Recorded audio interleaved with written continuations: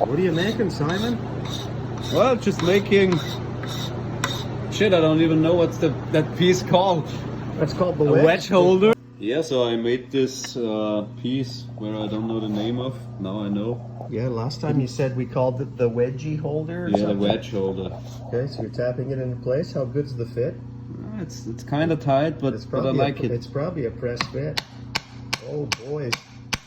Look at this. My apprentice, my intern. We don't need no stinking glue. It's disgustingly tight. It's perfect. Listen to that.